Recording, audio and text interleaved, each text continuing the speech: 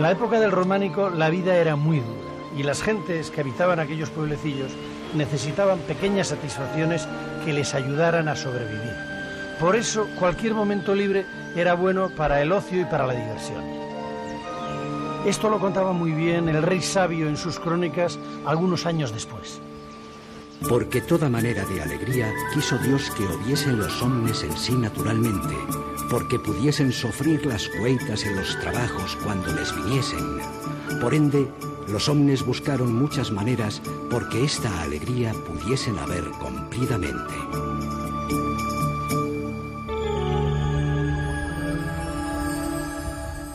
Situada a 900 metros sobre el nivel del mar, la meseta norte tiene una climatología muy dura, sobre todo en invierno, y además, en esta época las horas de luz se acortan mucho. Es un tiempo donde no se puede trabajar, quizás en la casa sí, pero en la casa todos se reúnen en torno al fuego y es el momento de los cuentos, de las historias, de las leyendas y de las tradiciones. Esto ocurrió ante las gentes que a su paso se agolparan, al tiempo que el sol radiante por los cerros asomaba. Y por esta causa el pueblo donde la muda cantara, y que hasta allí se decía San Salvador de Tremalla, en Cantamuda trocó el nombre que antes llevaba. Pero hay unos personajes muy peculiares que están fuera casi de la norma social. Son los juglares, que se ocupan de recorrer villas y ciudades, sobre todo en fiestas. Y ellos, con sus saltos, con sus relatos, con sus historias y con sus picardías, son los que se dedican principalmente a entretener a las gentes. Y a todos haga juntar, y aquellos que no vinieren, por traidores les tendrá.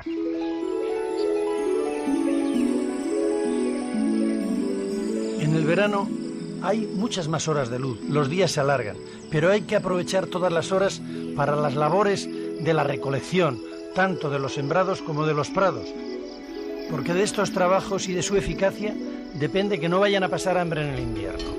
Lógicamente es el tiempo de celebración de las grandes fiestas del pueblo y probablemente también han esperado hasta tener yantares para celebrar las bodas pendientes. Hoy comamos y bebamos, que mañana ayunaremos, dice algunos años después Juan de la Encina.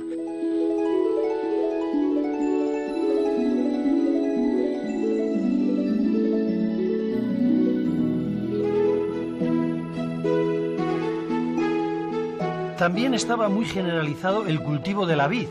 Por eso no nos debe de extrañar que encontremos con abundancia de relieves que tienen escena de poda de viñas en iglesias como la de Duratón o Sotosalvos, que están ambas en la provincia de Segovia.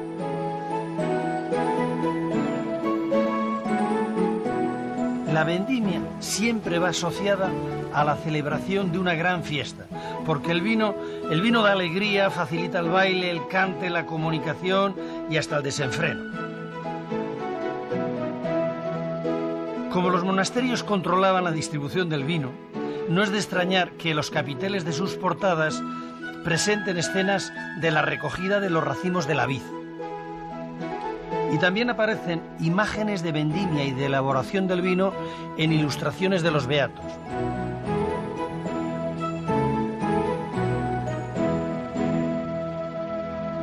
Juegos que hasta hace poco se practicaban en los pueblos, tanto por jóvenes como por adultos, como tres en raya, las canicas, el juego de la pelota, a la tuta, es seguro que tienen origen medieval y en la época románica ya se practicaban. Algunos de estos están perfectamente ilustrados en las cantigas de Alfonso X el Sabio, que son un poco posteriores a la época románica.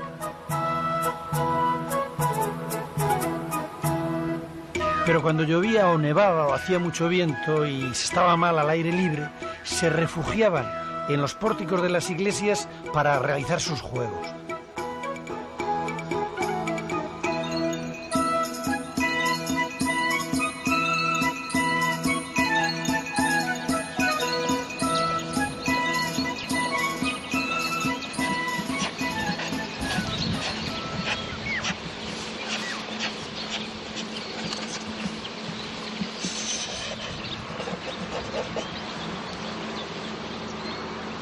En Omeñaca, al igual que en otros pueblos de Soria, de Burgos y de Segovia, se protegía el pórtico de la iglesia con una galería o soportal dentro de la cual los niños jugaban a las canicas, jugaban a la pelota, los mayores pues probablemente jugaban algo parecido a los naipes, y los propios trabajadores que habían labrado o que estaban labrando pues el alero, los canecillos y los capiteles del pórtico se sentaban en los ratos de asuetos, y de ello ha quedado una huella en una piedra labrada, a jugar a juegos de tabla del tipo del alquerque u otros similares.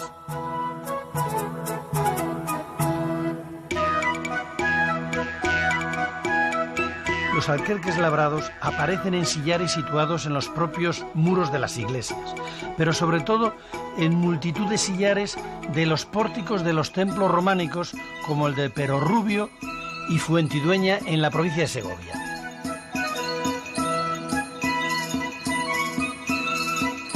Además del alquerque, se practicaban otros juegos de tablas, como el chaquete, que hoy conocemos como backgammon, y sobre todo el ajedrez, al que solo podían jugar las clases privilegiadas.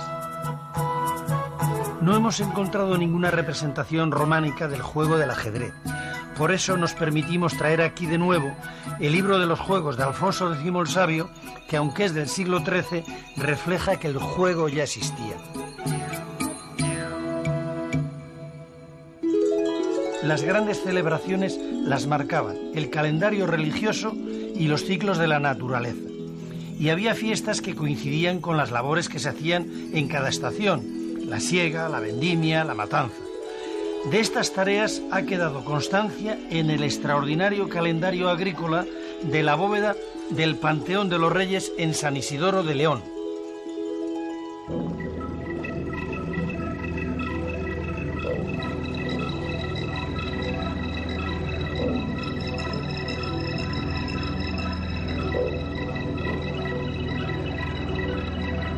Como es bien sabido, muchas de las fiestas religiosas tenían su origen en celebraciones paganas. La Navidad, por ejemplo, en las Saturnales. Existían las Mayas y los Mayos al final de la primavera, pero antes estaban los carnavales o carnestolendas, que eran el final de las celebraciones de otoño-invierno.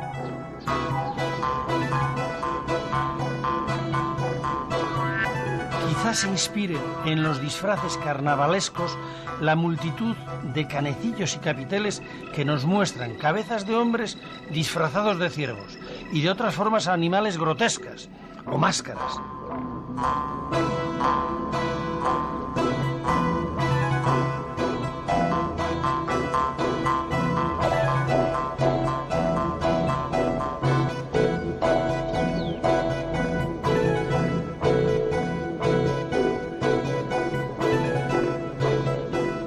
Ello ocurre en iglesias como la de Padilla de Abajo o Rebolledo de la Torre, Fuenteurubel o en la mismísima Fromista.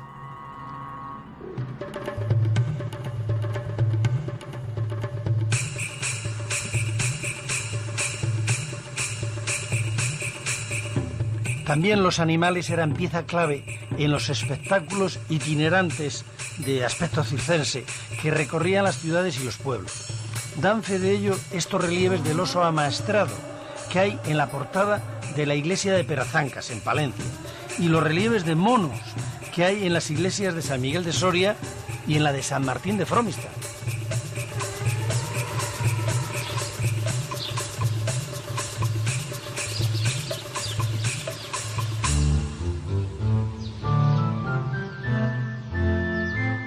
Aquellos titiriteros que recorrían los pueblos simulaban luchas con animales. Y el artista románico se inspiró en ellos para representarlos con carácter simbólico en canecillos y capiteles, como en San Isidoro de León, donde vemos una serpiente que probablemente es la lujuria, en San Pedro de Soria, en Fromista, en Rebolledo de la Torre o en Moarbes de Ojeda.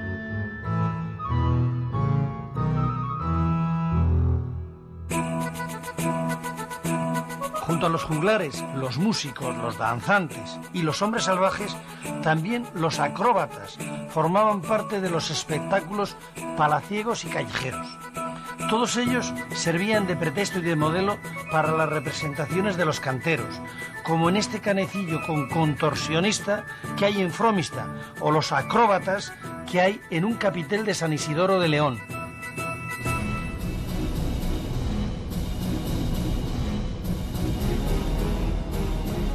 no solo los hombres luchan con animales, también los hombres pelean entre sí. La lucha leonesa es la continuación de aquella forma de entretenimiento que hoy pervive transformada en deporte.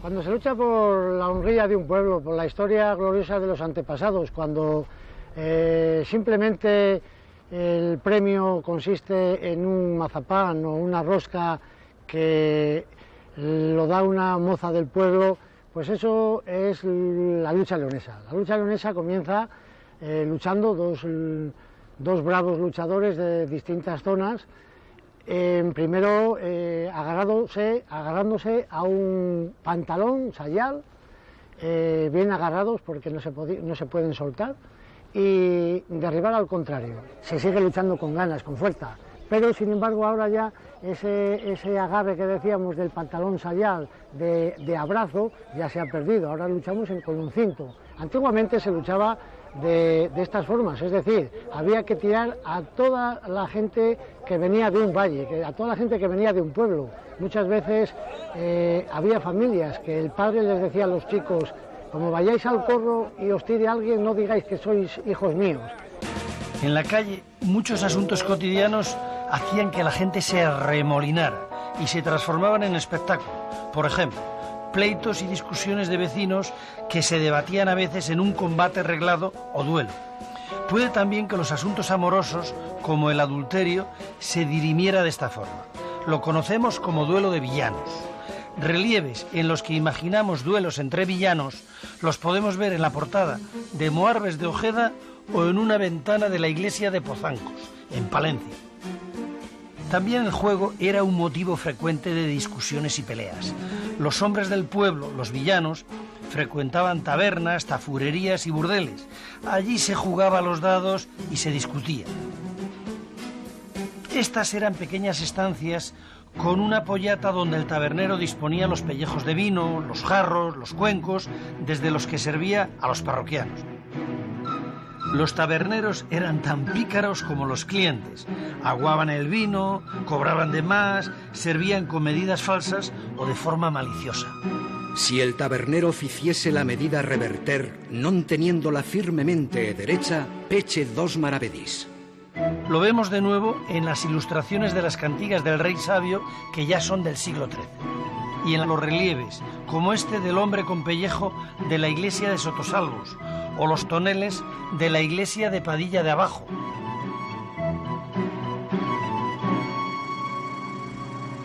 Así como el pueblo llano jugaba al alquerque y otros juegos de tabla, de mesa, los nobles se ejercitaban con ese más sofisticado del ajedrez, aunque el juego favorito de nobles y caballeros era la caza y los juegos preparativos para la guerra, como la esgrima, la lucha, a lanzar, etcétera, etcétera. Pero el espectáculo fundamentalmente eran los torneos. Allí era donde los caballeros tenían su oportunidad. Se solían celebrar en las ciudades. Habían preparado previamente un escenario adecuado para el acto para que cupiera mucha gente. En los patios de los castillos, como este de Frías en el que nos encontramos, los niños y los jóvenes, quizás con lanzas y con espadas de madera, se ejercitaban en juegos previos para aprender el uso de las armas y poder ser el día de mañana los caballeros triunfantes de las justas de las ciudades.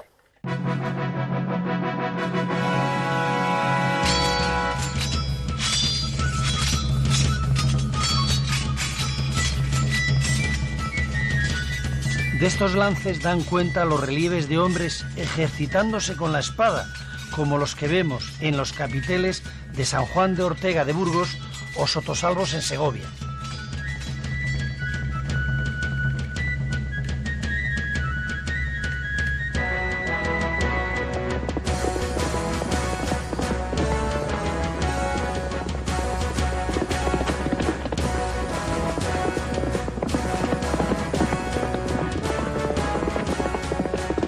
Hay escenas de caballeros que cruzan sus lanzas en multitud de capiteles, que van, por ejemplo, desde el pórtico de la iglesia de Rebolledo de la Torre a la iglesia de Ribas de Campos en Palencia.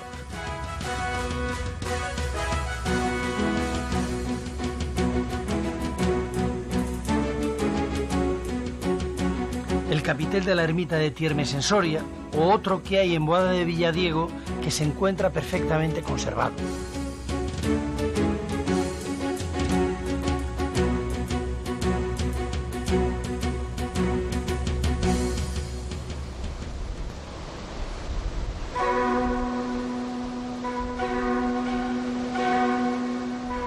La caza era otra forma de ocio con la que nobles y caballeros se adiestraban en el uso de las armas y en las artes de la guerra. Relacionado con la caza, vemos el relieve de un Sagitario de la ermita de Tiermes, y hay imágenes de escenas de caza donde se ve un cazador con los perros y el cazador toca el cuerno en la iglesia de Caracena, en el claustro de San Pedro de Soria y también en un tímpano de Alpanseque.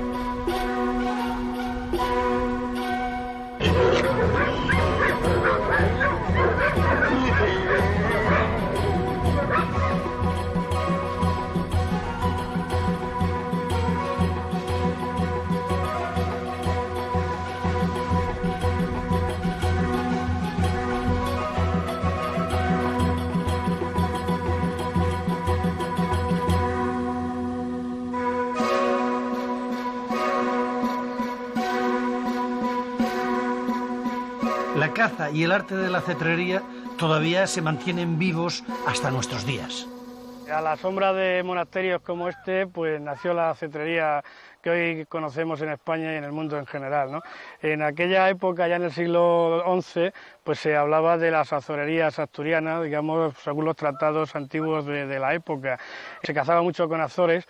Y bueno, digamos que luego vino más adelante una cetrería en la que estaba regulada por una serie de jerarquías. Sí, el rey podía volar, por ejemplo, el gerifalte blanco, que era importado de las estepas rusas, es decir, un halcón muy blanco, y solamente lo podía tener el rey. Así el marqués pues, podía volar, por ejemplo, el peregrino, y las doncellas podían volar en merejones, y la plebe pues no podía tener cetrería, ya que era una cosa exclusivamente dedicada a la nobleza.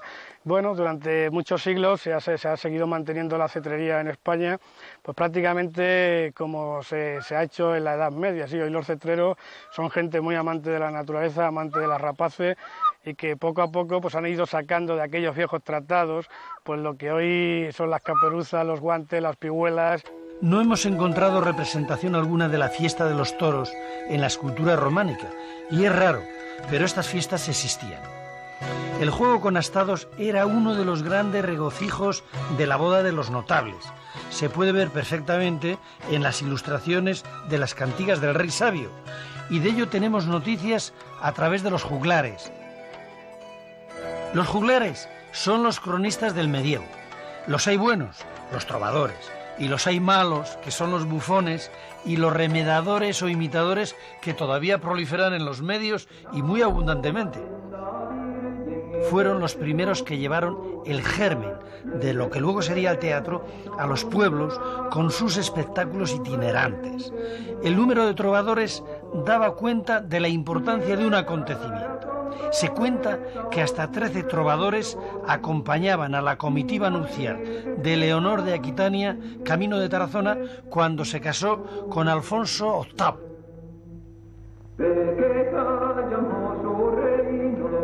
Probablemente no había mucha diferencia entre los juglares que narraban sus historias apoyándose en los instrumentos musicales y los músicos que solamente tocaban.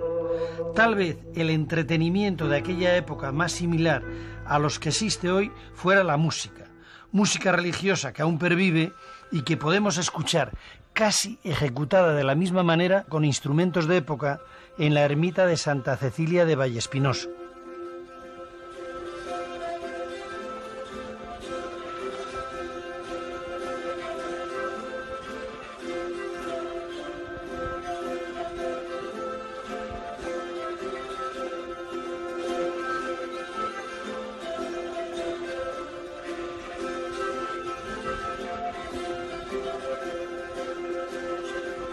En esta misma ermita hay un canecillo donde se representa un músico que está tocando un instrumento de cuerda. Merecen una visita las iglesias de Aedo de Butrón y Santo Domingo de Soria, aunque solo sea para ver esa arquivolta maravillosa de la portada que tiene toda una orquesta con relieves de músicos tocando toda clase de instrumentos.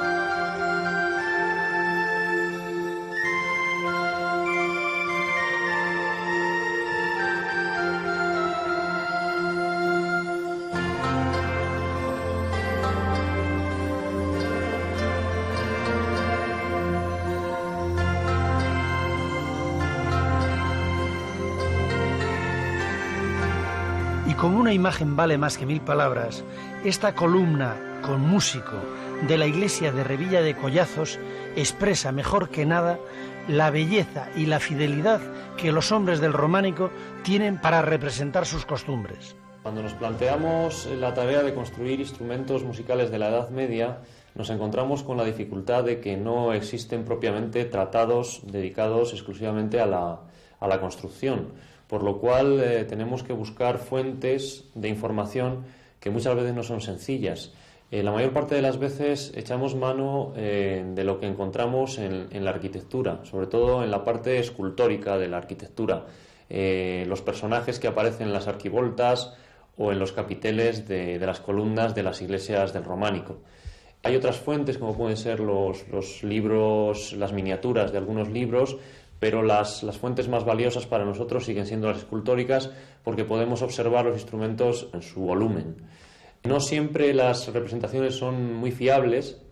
Nos encontramos que a veces los instrumentos que allí aparecen están muy adaptados a lo que es el espacio en el que tienen que estar allí tallados en la propia piedra, y a veces tenemos que echar mano de un poco la imaginación y un poco el conocimiento que tenemos sobre esos instrumentos, fundamentalmente de lo que ha llegado hasta nuestros días en la tradición, por ejemplo, en el folclore. Y luego, pues el sonido de esos instrumentos es el gran enigma que no podemos conocer porque, por supuesto, no quedan grabaciones de la época, ¿no?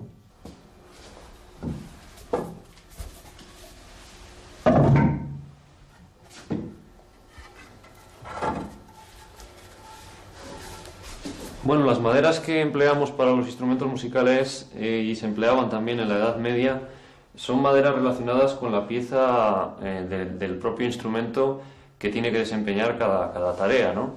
Para piezas realmente duras estamos empleando boj o maderas africanas como el ébano, pero para otras piezas y para el cuerpo del instrumento, por ejemplo, podemos utilizar la madera de un frutal. Y para las tapas, como es este caso, utilizamos maderas porosas, como puede ser la del abeto.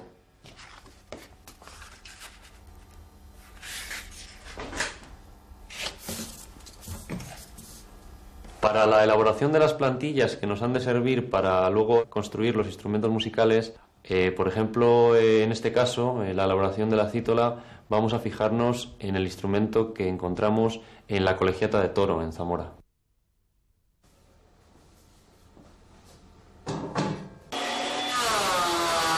Los instrumentos que se tocaban en la Edad Media no difieren mucho de los que se pueden tocar hoy día, si exceptuamos, por supuesto, los instrumentos electrónicos. Pero en la época se tocaban, como hoy, instrumentos con cuerdas, instrumentos de percusión con membranas del tipo del tambor y luego los instrumentos de viento. En las iglesias románicas, la representación que encontramos de los instrumentos fundamentalmente es de los de cuerda. Son los que más abundan. Los instrumentos de cuerda se representan sobre todo en la Edad Media en las esculturas porque están relacionados con una cita bíblica del Apocalipsis. Se habla de los ancianos que tocaban sus cítaras. Pero además también encontramos instrumentos de viento del tipo de la gaita y también instrumentos como los panderos cuadrados, panderos redondos, y también instrumentos como la campana e incluso órganos, instrumentos de todo tipo. Los instrumentos se dividían en superiores e inferiores. Los superiores eran los de cuerda, y de ellos hemos visto muchísimas representaciones tanto en canecillos como en capiteles y arquivoltas. Y también los hay en los códices y en los beatos. Los instrumentos inferiores eran los de percusión y los de viento, y hay pocas imágenes de ellos. La música que se ejecutaba en el medievo no solo tenía carácter religioso, porque la mayor parte era la que se tocaba para bailar. Por eso, una de las representaciones más frecuentes en la escultura románica es la que componen músicos, danzarinas y contorsionistas. Lo usual es uno o varios hombres tocando instrumentos de cuerdas y junto a ellos una o varias danzarinas que están en posición de baile o contorsionan el cuerpo. Hay músicos y danzarinas en la portada de la iglesia de Moarbes de Ojeda, en la iglesia de Santiago de Carrión de los Condes o en la de Sotosalbos. Probablemente eran representaciones del pecado, del mismo modo que las relaciones amorosas extramatrimoniales eran pecaminosas. Durante todos los siglos medievales nos encontramos con algunas historias de amor paralelas a lo que podríamos considerar las relaciones naturales o las relaciones legitimadas por la Iglesia.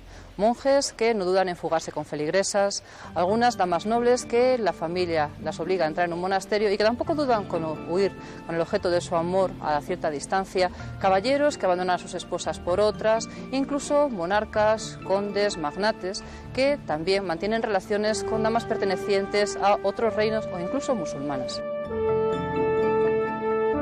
El amor extraconyugal se daba entre campesinos, evidentemente, probablemente se daba más aún entre los nobles y no era infrecuente entre algunos miembros de la Iglesia. La mayor festividad que se recuerda en el medievo y de la que hay noticia es la coronación de Alfonso VII como emperador en la ciudad de León. Tuvo lugar aquí, en un lugar parecido al ámbito de San Isidoro, delante de la iglesia de Santa María, con gran solemnidad, el día del Espíritu Santo, el 2 de junio de 1135. El primer día hubo un concilio en el que estuvieron abades, obispos, arzobispos, la reina, el rey de Navarra y una gran solemnidad.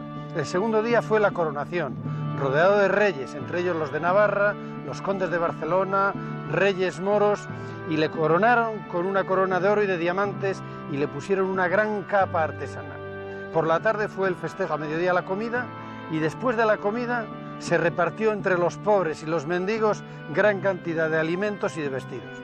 Y el tercer día se dedicó a impartir justicia. El rey sancionó las leyes y las costumbres y después ordenó a los jueces que colgaran a algunos, a otros les cortaron las manos y finalmente emprendieron la caza de brujas y la tomaron con los pobres hechiceros y brujos, a los cuales persiguieron por las calles y colgaron ante el regocijo de la multitud, dando cuenta de unos cuantos malhechores. Así terminó la solemne coronación, la gran fiesta leonesa de la celebración de Alfonso VII como emperador.